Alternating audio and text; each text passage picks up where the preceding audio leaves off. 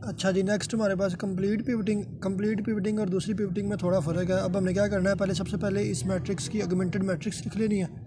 ये आ गई augmented matrix.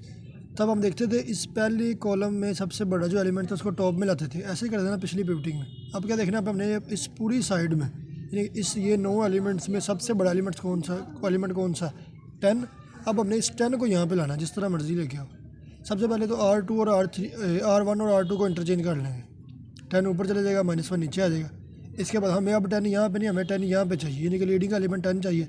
इसके बाद कॉलम इंटरचेंज होने हैं। अब जब कॉलम इंटरचेंज होने हैं, ये x वाला कॉलम है, ये y वाला कॉलम है, ये z वाला। बस ये बात याद रखनी, जब 10 इधर आ जाना है तो y इधर आ जाना, x यहाँ था, x ने इधर आ जाना, z वैसे का वैसे ही रहेगा। अब 10 यहाँ पे आ गया, 10 के नीचे उसके बाद सारे जीरो बनाने हैं। जीरो बनाने आपको आते हैं, ये फार्मूला लग गया R2 -1/10 R1 और R3 -1/10 R1। 10 के नीचे सारे क्या बन गए, जीरो। अब जब ये बन गया जीरो, ये रो और ये कॉलम छोड़ के बकाया ये 4 एलिमेंट्स हैं, इनमें सबसे बड़ा एलिमेंट यहाँ पे रखना है। ये खुद ब खुद ही 2.1 यहाँ पे था, यानी कि वो सबसे बड़ा ही है, तो इसको नहीं छेड़ेंगे। इसके नीचे बस जीरो बना लेंगे, वो आपको जीरो बनाना आता है। उसके बाद अब यहाँ पे एलिमेंट ही एक रह गया, छोटा बड़ा, यानी कि अब ये भी होगी, ये भी किस्सा इसका भी किस्सा खत्म हो गया और इसका भी हो गया। अब रहेगा सिर्फ ये एक एलिमेंट। तो एक एलिमेंट ना बड़ा होता है ना छोटा होता है, जो होता है उससे वैसे रहने देते हैं। यानी कि कंप्लीट में और सादा पिवटिंग में ये फ़र्क आ गया। पहले पढ़ी थी ना पार्शियल पिवटिंग और ट्रिवियल पिवटिंग, उसमें और कंप्लीट में ये फ़र्क आ गया। उधर सिर्फ रो इंटरचेंज होती थी, यहाँ पे कॉलम भी होगा। जो पूरी मैट्रिक्स में सबसे बड़ा एलिमेंट होगा वो यहाँ पे आएगा, इस जगह पे लीडिंग एलिमेंट।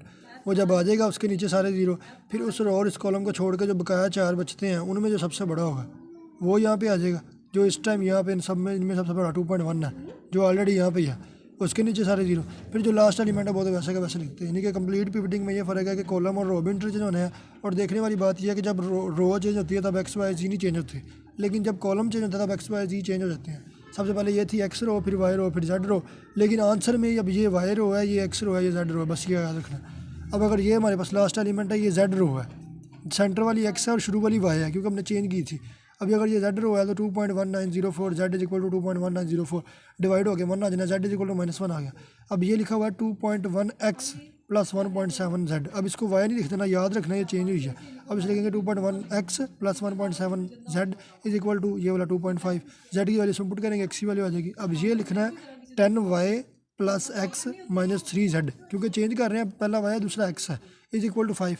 इनमें पुट करेंगे, हमारे पास वाई की वैल्यू भी आ जाएगी, एक्स वाई से जेड की वैल्यू फाइंड करनी थी, बस यही फाइंड करना था। इस तरह हमारी कंप्लीट पिवटिंग भी होगी। यानी कि अब आपकी तीन पार्ट्स हो गए हैं, एक ट्रिवियल पिवटिंग, एक पार्शियल पिवटिंग। ट्रिवियल पिवटिंग इसमें सारे नीचे वाले जीरो बनाते हैं, ऊपर जो भी एलिमेंट हो, लीडिंग एलिमेंट कोई भी हो। पार्शियल पिवटिंग वो होती है जिसमें ऊपर वाला लीडिंग एलिमेंट सबसे बड़ा लेकिन सिर्फ रो ऑपरेशन से।